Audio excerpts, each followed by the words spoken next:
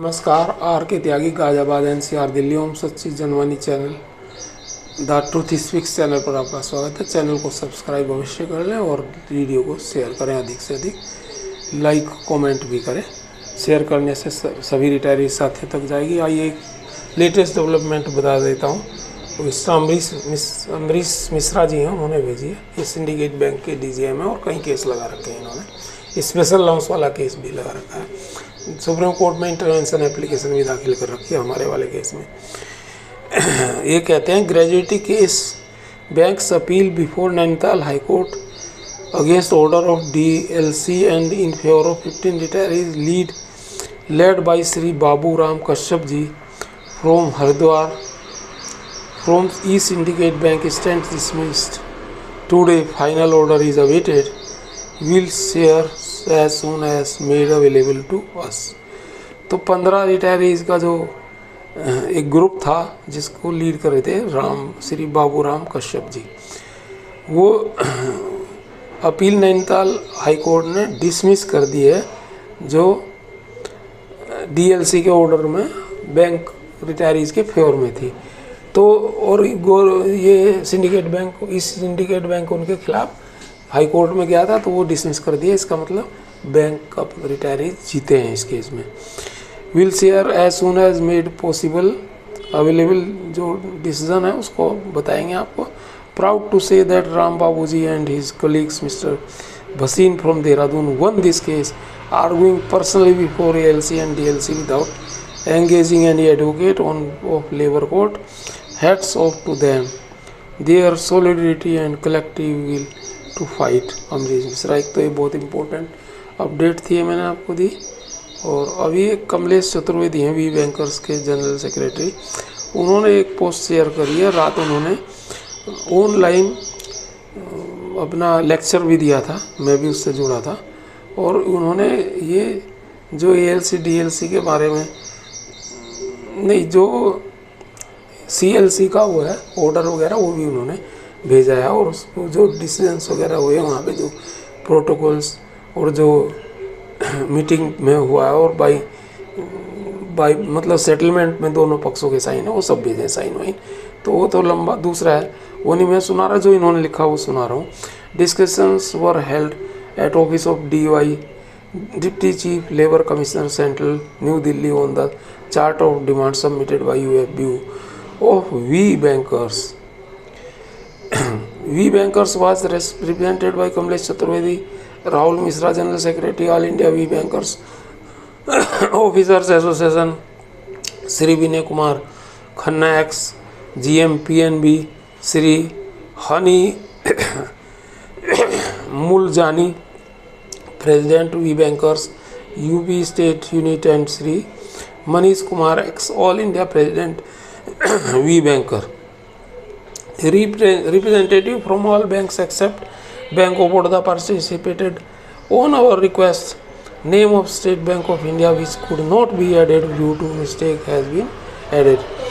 We argued for about 2 hours as to how 12th BPS has been signed by those who have not right and power and authority and competence to either represent officers and workmen of banks. We also highlighted as to how those who claim to represent officer and workmen of banking industry have actually acted against the officers and workmen and have signed the settlement which is prejudicial to the interest of the bank's officers and workmen as well as retired employees of bank. Enhancement of duties and passing powers of workmen in clerical care, non-fixation of the working hours of officers, non-implementation of 5 days week, non-inclusion of special loans in basic pay and the consequent huge monetary loss in terminal benefits, imposing of unwarranted conditions on employees who have resigned from banks, which can be equated with blackmailing and exerting undue pressure such as withdrawal court cases of non-elevation of left or part-time sweepers as full-time sub-staff, determination of salary on the basis of profitability, paying capacity rather than objective and scientific principles evolved by Indian Labour Conference, and that too without taking into account salary being paid to central state government employees, employees of RBI, LIC and other public sector undertakings, no revision of pension since 1995, etc. ये मुद्दे इन्होंने उठाए और we further highlighted that our dispute relating to powers, authority, competence and right of IBA and UFB is pending before National Industrial Tribunal, and since the government has not appointed any presiding officer for NIT, no progress has been made. But then, when the basic issue is under consideration of NIT, settlement could not have been signed. Honorable DY CLC asked representatives of the bank to rely on arguments. All of them said that they will make written submissions, and for that they sought time. Considering the general election and duties of bank officers and employees as also office of CLC, the next date for submission of the written reply on points raised by United Forum of We Bankers has been fixed as 25th June.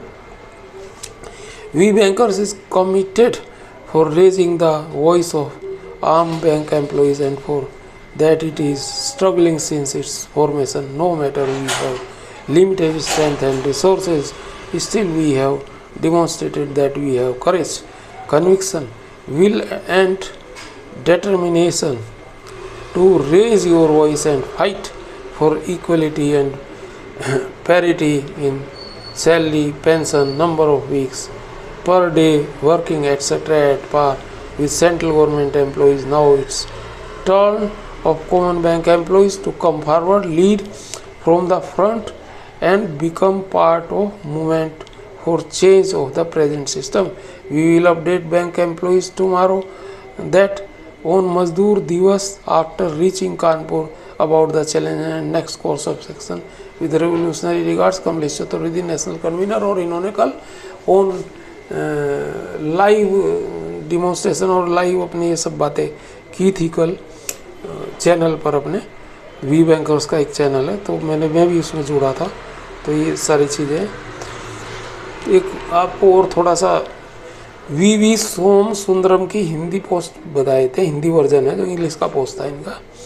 We सोम सुंदरम वो कहते हैं, प्रिय भाई और बहनों, हमारे पुराने और प्रिय यूनियन के वर्तमान नेताओं के स्तर को ऐसी स्थिति में पहुंचा दिया जहां झूठ और असत्य के सभी स्तर पार हो गए हैं।